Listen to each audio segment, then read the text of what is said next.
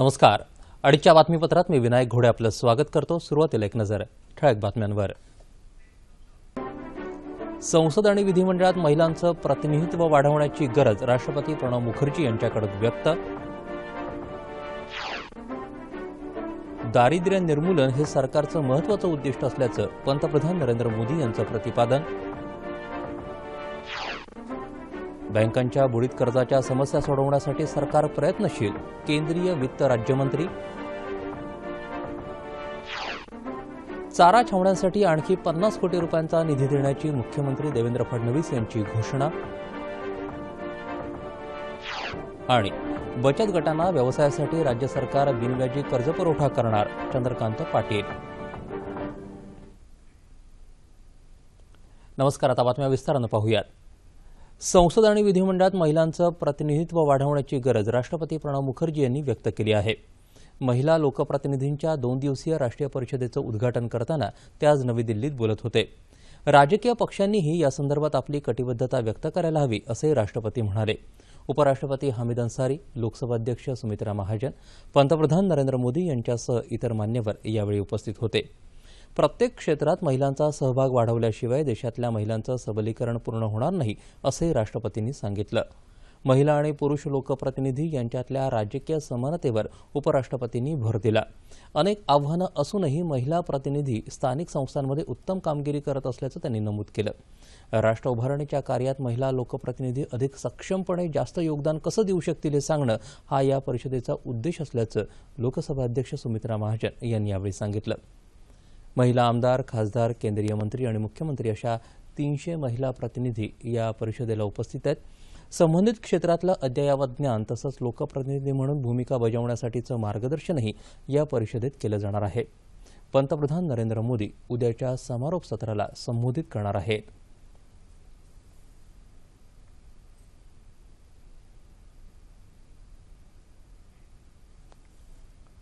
दारिद्र्य निर्मूलन हे केंद्र सरकारचं मूलभूत उद्दिष्ट असल्याचं पंतप्रधान नरेंद्र मोदी यांनी म्हटलं आहे.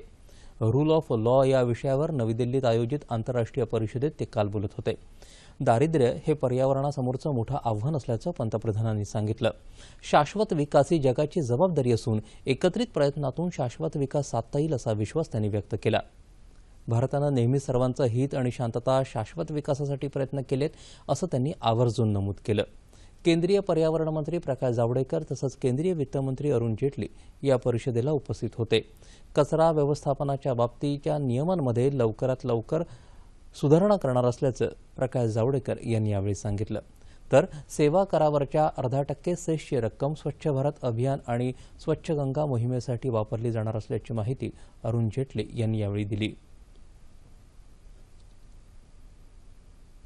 बँकांच्या बुडीत कर्जाचा प्रश्न सोडवण्यासाठी सरकार प्रयत्नशील असून यासंदर्भात रिझर्व्ह बँकेबरोबर काम करत असल्याची माहिती केंद्रीय वित्त राज्यमंत्री जयंत सिन्हा यांनी दिली आहे. सार्वजनिक क्षेत्रातल्या वित्तीय संस्थांच्या प्रमुखांच्या बैठकीत ते काल बोलत होते. सार्वजनिक आणि खासगी क्षेत्रातल्या बँकांना बुडीत कर्जातून सावरण्यासाठी रिझर्व्ह बँक उपाययोजना आखत असल्याचंही सिन्हा म्हणाले. चारा छावण्यांसाठी आणखी 50 कोटी रुपयांचा निधी देण्याची घोषणा मुख्यमंत्री देवेंद्र फडणवीस यांनी केली आहे. मराठवाड्यातल्या दुष्काळी जिल्ह्यांमधल्या परिस्थितीची पाहणी करण्यासाठी मुख्यमंत्र्यांसह 29 मंत्री सध्या दौऱ्यावरती आहेत. या दौऱ्यादरम्यान पाहणी केल्यानंतर लातूर इथं आयोजित पत्रकार परिषदेत मुख्यमंत्री बोलत होते. संकटग्रस्त शेतकऱ्यांसाठी 1,500 कोटी रुपयांचा निधी वितरित केला असून उरलेले 500 कोटी रुपये लवकरच वितरित केले जातील, असं त्यांनी सांगितलं. चारा टंचाई दूर करण्यासाठी कोकणातून चारा आणून चारा डेपो उघडणार असल्याची माहिती मुख्यमंत्र्यांनी दिली. टंचाईच्या निकषात बदल केले जातील. मनरेगाच्या माध्यमातून मजुरांना काम मिळेल, तसंच शेतमजुरांना स्वस्त धान्य दिलं जाईल, अशी माहितीही मुख्यमंत्र्यांनी दिली. पाणी टंचाई दूर करण्यासाठी शासन तरतूद करत असल्याचं त्यांनी सांगितलं.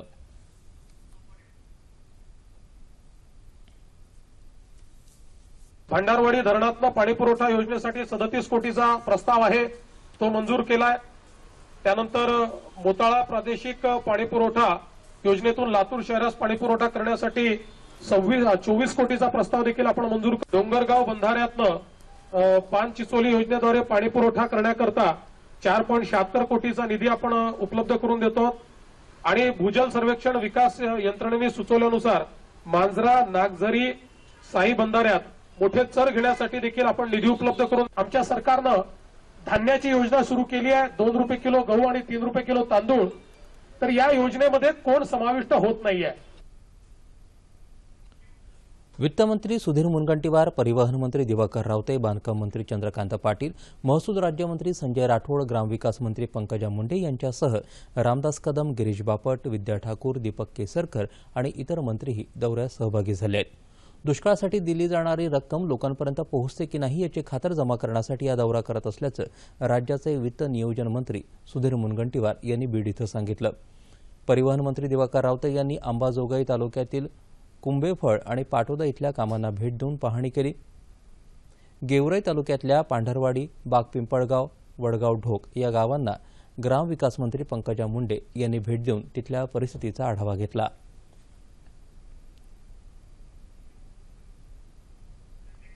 बचत गटांना व्यवसायासाठी राज्य सरकार बिनव्याजी कर्जपुरवठा करणार असल्याची माहिती सहकार मंत्री चंद्रकांत पाटील यांनी आज दिली. सांगली इथं दख्खन जत्रा या प्रदर्शनाचं उद्घाटन केल्यानंतर ते बोलत होते.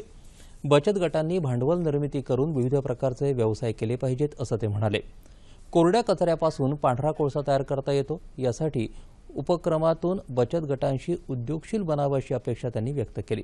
या प्रदर्शनामध्ये सौंदर्य प्रसाधनं, खेळणी, कपडे, खाद्यपदार्थ या वस्तूंचे स्टॉल लावण्यात आले आहेत. हे प्रदर्शन 7 दिवस चालणार आहे. या देशात राहून देशविरोधी वक्तव्य करणाऱ्यांवर कारवाई करायलाच पाहिजे असं मत माजी केंद्रीय मंत्री कमलनाथ यांनी व्यक्त केलं आहे. नागपूरमधल्या institute of management and technology या महाविद्यालयाच्या दीक्षांत समारंभानंतर घेतलेल्या पत्रकार परिषदेत ते काल बोलत होते. देशविरोधात घोषणाबाजी आणि देशविरोधी विचार पसरवणाऱ्यांपासून देशाला, विशेषतः ग्रामीण भागाला धोका आहे. जवाहरलाल नेहरू विद्यापीठात ज्यांच्यावर अन्याय झाला त्यांच्या समर्थनासाठी काँग्रेस उपाध्यक्ष राहुल गांधी गेले होते, असंही कमलनाथ म्हणाले. जवाहरलाल नेहरू विद्यापीठाबाबत सरकारचे जे विचार आहेत त्याचा आपण निषेध करत असल्याचं ते म्हणाले. या महाविद्यालयाच्या पदवीदान समारंभात 294 विद्यार्थ्यांना मान्यवरांच्या हस्ते पदवी देऊन गौरवण्यात आलं. तनू आहुजाला सुवर्ण पदक तर सर्वोत्कृष्ट विद्यार्थी म्हणून हिमांशू गुप्ता यांचा गौरव करण्यात आला.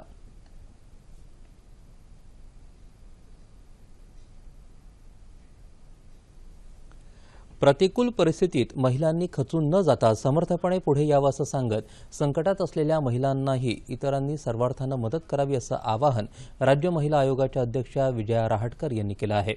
मुंबईत आज आयोजित राज्यव्यापी उद्योजक महिला परिषदेत त्या बोलत होत्या. 8 मार्चला असणाऱ्या जागतिक महिला दिवसानिमित्त आम्ही उद्योगिनी प्रतिष्ठान आणि IES मॅनेजमेंट कॉलेज यांच्या वतीनं ही परिषद आयोजित केली आहे. या परिषदेत उद्योगिनी प्रतिष्ठानच्या अध्यक्षा मिनल मोहडीकर, IESचे अध्यक्ष अरविंद वैद्य, लोकसत्ताचे संपादक गिरीश कुबेर, उद्योजक दीपक घैसास तसंच राज्यभरातून अनेक महिला उद्योजक संघटनांनी आणि पदाधिकारी तसंच सभासद याच्यामध्ये उपस्थित आहेत. आज दिवसभर हा कार्यक्रम चालणार असून यात महिलांसाठी शासकीय योजना आणि वेगवेगळ्या क्षेत्रातल्या महिलांचं अनुभव कथन, उद्योगाचं तंत्र आणि मंत्र यावर मान्यवरांनी मार्गदर्शनपर व्याख्यान दिलं आहे. तसंच संध्याकाळी आम्ही उद्योगिनी पुरस्कार वितरण सोहळा आयोजित केला आहे. राज्यातली दुष्काळी परिस्थिती, रासायनिक खतांच्या वाढत्या किमती आणि लहरी निसर्ग या सर्वांवर मात करत सोलापूरमधल्या प्रगतिशील शेतकऱ्यानं द्राक्षाचं विक्रमी उत्पादन घेतलं आहे. दक्षिण सोलापुरातल्या निंबर्गीतले धर्मराज बिराजदार यांनी सेंद्रिय शेती करून हा विक्रम केला आहे. रासायनिक खतांचे तोटे ओळखून त्यांनी 10 वर्षांपूर्वी सेंद्रिय पद्धतीनं शेती करायला सुरुवात केली. या शेतीमुळे यंदा दुष्काळी परिस्थितीतही त्यांनी द्राक्षाचं विक्रमी उत्पादन घेतलं आहे. द्राक्षासोबतच डाळिंब, भुईमूग अशी पिकंही त्यांनी घेतली आहेत. या सेंद्रिय शेतीची माहिती शेतकऱ्यांना मिळावी यासाठी त्यांनी द्राक्ष महोत्सव भरवला आहे. त्याला अनेक शेतकरी भेट देत आहेत. बाहेरचे कोणतेही केमिकल किंवा कोणतेही खत विकत आणून न घालता इथली जमिनीत आणि आपल्या गायी आणि ह्याच्यावर आधारित याच्याच माध्यमाद्वारे पीक आणणं हे झिरो बजेट. अमर्याद वृक्षतोडीमुळे पर्जन्यमानावरती प्रतिकूल परिणाम होतो. या समस्येवर मात करण्यासाठी उस्मानाबाद जिल्ह्यातले शेतकरी राजेश्वर पाटील यांनी पुढाकार घेतला आहे. घरची 54 एकर शेती. बेताच्या परिस्थितीमुळे घरच्या शेतीची जबाबदारी लवकरच अंगावर पडली. सुरुवातीला त्यांनी पारंपरिक पिकाला बगल देऊन भाजीपाल्याचं उत्पादन घेतलं. उत्पन्न तर चांगलं मिळायचं, पण एकाच पद्धतीनं शेती करायला कंटाळून अखेर राजेश्वर पाटील या शेतकऱ्यानं फळबागेकडे वळायचं ठरवलं. विशेष म्हणजे लाखो रुपयांचं उत्पन्न मिळवून देणाऱ्या फळबागेतील फळांवर ते कुठलंही रासायनिक खत वापरत नाहीत. निसर्गाचं चक्र ते मोडत नाहीत आणि इतरांनाही मोडू देत नाहीत. यासाठी ते जनजागृती करतात. पाणी नसलेलं गाव अशी ओळख असलेल्या कळंब तालुक्यातल्या निपाणी गावात पाटील यांचं शेत आहे. इतर गावांप्रमाणे इथंही अनेक समस्या, पण त्यावर मात करत पाटील यांनी पर्याय काढला आणि वनशेतीला सुरुवात केली. मी 25,000 सुरूची झाडं लावली. हे झाडाचं साधारणपणे मला 1 लाखाची रोपं लागली. पण 1 लाखाची रोपं ते 4 वर्षामध्ये जवळपास 30 फुटाची झाली सर्व झाडं. आणि एक झाड जवळपास 300 ते 350 रुपयाला एक दांडी माझी विकली गेली. त्याच्यानंतर मी बांबूचा प्रयोग केला. 40,000 बांबूचे आणून रोपं लावले. बांबूला आपण म्हणतो, पण एका बांबूच्या ठोंबापासून जवळपास 70 बांबू तयार होतात. म्हणजे 10 रुपयापासून 3,500 रुपये देणारे हे बांबू हे झाड आहे. गावकरी आणि प्रशासनाच्या मदतीनं 10 किलोमीटरच्या नाला खोलीकरणाचं काम मार्गी लावलं. त्यामुळे गावात पाण्याची समस्या दूर झाली आहे. पाटील यांच्या शेतीतील प्रयोग पाहण्यासाठी अनेक शेतकरी, कृषीतज्ञ, पर्यावरणाचे अभ्यासक त्यांच्या शेतीला भेट देतात. पाटील यांचा प्रयोग दुष्काळाच्या पार्श्वभूमीवर शेतकऱ्यांसाठी नक्कीच दिशादर्शक ठरेल यात शंका नाही.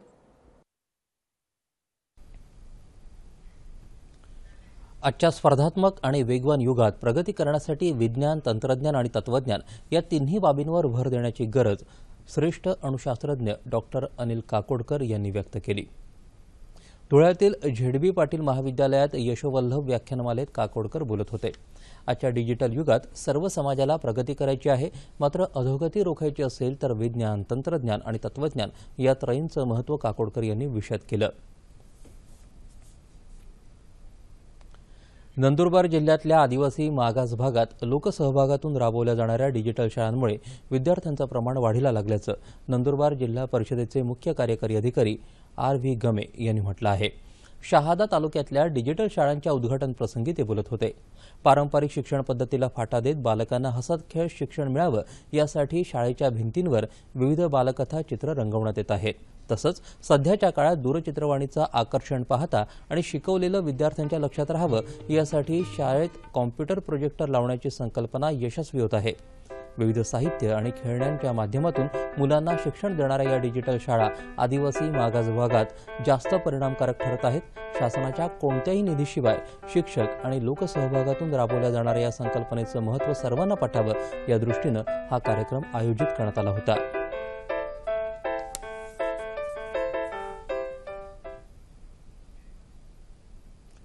ग्रामीण भागातील युवकांमधल्या कलागुणांना वाव मिळावा आणि त्यांना व्यासपीठ उपलब्ध व्हावं यासाठी वाशिमच्या नेहरू युवा केंद्रातर्फे वाशिम इथं युवा संमेलन आणि लोककला उत्सवाचं आयोजन करण्यात आलं होतं. आमदार राजेंद्र पाटणी आणि जिल्हाधिकारी राहुल द्विवेदी यांनी यावेळी विद्यार्थ्यांना मार्गदर्शन केलं. शेतकऱ्यांनी आत्महत्या करू नये या विषयावरील पथनाट्य तसंच पारंपरिक लोककलाही सादर करण्यात आल्या.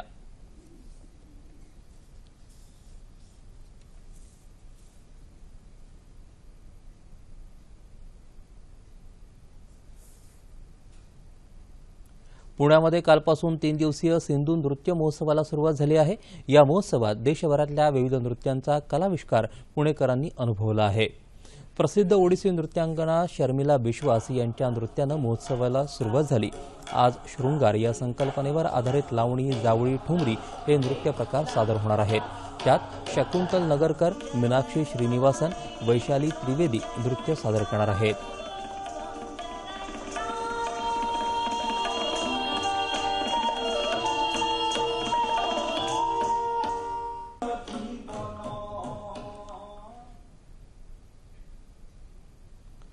पुण्यात काल संध्याकाळी महाशिवरात्री महोत्सवाला सुरुवात झाली.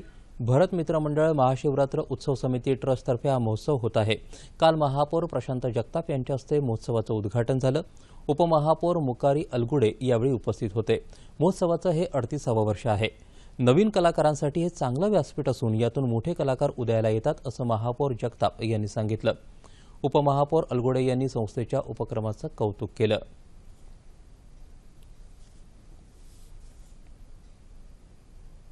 कोल्हापूर इथं ट्रान्सजेंडर परिसंवाद आणि कार्यशाळेचं आयोजन करण्यात आलं आहे. 2 दिवस चालणाऱ्या या उपक्रमाला काल सुरुवात झाली. तृतीयपंथी किन्नर अशी दूषणं लावून समाजातल्या एका संवेदनशील जीवाचं माणूसपण हिरावून घेणं योग्य आहे का, असा प्रश्न या कार्यशाळेत उपस्थित करण्यात आला. दैनंदिन जीवनात सामोरं जावं लागणारं वास्तव त्यांनी सर्वांसमोर मांडलं. आमच्याकडे बघण्याचा समाजाचा एवढा हीन दृष्टिकोन कशासाठी, असा जळजळीत सवाल यावेळी उपस्थित करण्यात आला. समाजाची मानसिकता बदलण्याची गरजही यावेळी व्यक्त करण्यात आली. तसंच लैंगिक विकलांगतेकडे एक शारीरिक अपंगत्व म्हणून पाहायला हवं, अशी मागणीही यावेळी करण्यात आली. अंगणवाडी सेविकांच्या मानधनात वाढ करावी, तसंच पोषण आहाराच्या मर्यादेतही वाढ करण्यात यावी, या मागण्यांसाठी अंगणवाडी सेविका समिती आणि अंगणवाडी कर्मचारी संघटनेच्या वतीनं काल नागपूर जिल्हाधिकारी कार्यालयावर धडक मोर्चा काढण्यात आला. गेल्या वर्षीच्या अर्थसंकल्पात अंगणवाडी सेविकांसाठी केवळ 8,000 कोटींची तरतूद करण्यात आली. त्यात नंतर वाढही केली गेली. मात्र वाढत्या महागाईच्या काळात हे पैसे अपुरे आहेत. त्यामुळे सरकारनं मानधन वाढवून द्यावं, अशी मागणी अंगणवाडी सेविका समितीच्या राज्य महासचिव सुभाष शमीम यांनी केली. बंजारा समाजाची काशी म्हणून ओळखल्या जाणाऱ्या श्री क्षेत्र पोहरादेवी इथं 11 ते 15 एप्रिल दरम्यान श्री हमूलाल महाराजांची पालखी बंजारा तीर्थक्षेत्र अथनी इथून येणार आहे.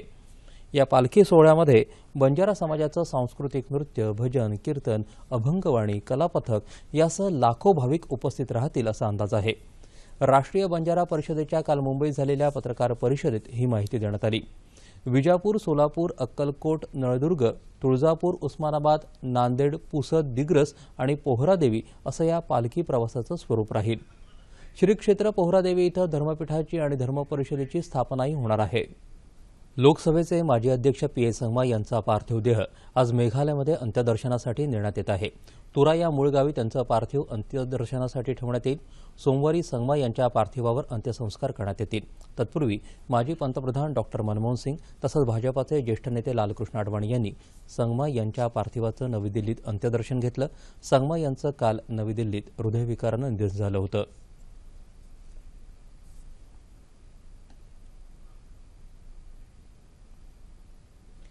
डोंबिवलीतल्या एका रसायन कंपनीला आज सकाळी भीषण आग लागली असून अग्निशमन दलाचे 12 बंब ही आग विझवण्याचे प्रयत्न करत आहेत. मात्र पाण्याची तीव्र टंचाई असल्यामुळे अग्निशमन दलाला आग आटोक्यात आणण्यासाठी शर्थीचे प्रयत्न करावे लागत आहेत. या कंपनी शेजारीच गॅस सिलेंडरचं गोदाम असल्याचं लक्षात येताच सर्वप्रथम अग्निशमन दलानं हे गोदाम रिकामं केलं. 160 सिलेंडर वेळीच हटवण्यात आले.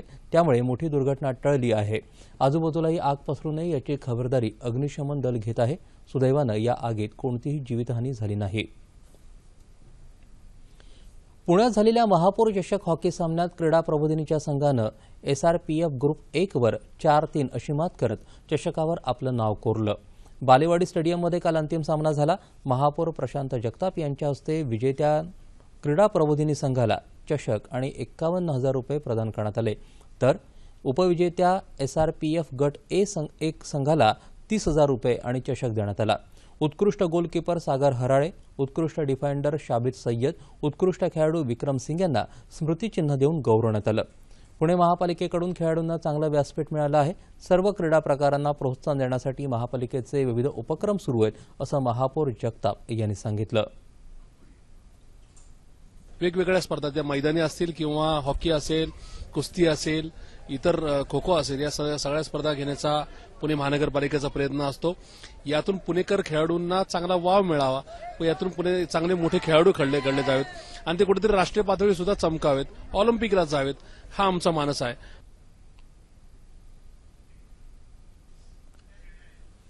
येत्या 24 तासात मध्य महाराष्ट्र आणि मराठवाड्यात तुरळक ठिकाणी विजांच्या कडकडाटासह पाऊस पडेल अशी शक्यता हवामान विभागानं वर्तवली आहे.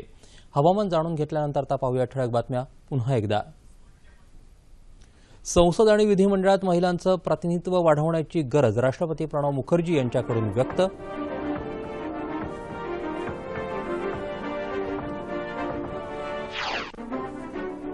दारिद्र्य निर्मूलन हे सरकारचं महत्त्वाचं उद्दिष्ट असल्याचं पंतप्रधान नरेंद्र मोदी यांचं प्रतिपादन. बँकांच्या बुडीत कर्जाच्या समस्या सोडवण्यासाठी सरकार प्रयत्नशील, केंद्रीय वित्त राज्यमंत्री. चारा छावण्यांसाठी आणखी 50 कोटी रुपयांचा निधी देण्याची मुख्यमंत्री देवेंद्र फडणवीस यांची घोषणा. आणि बचत गटांना व्यवसायासाठी राज्य सरकार बिनव्याजी कर्जपुरवठा करणार, चंद्रकांत पाटील. याबरोबरच हे बातमीपत्र संपलं. पुन्हा भेटूया संध्याकाळी 7 वाजता आपल्या सह्याद्री वाहिनीवर.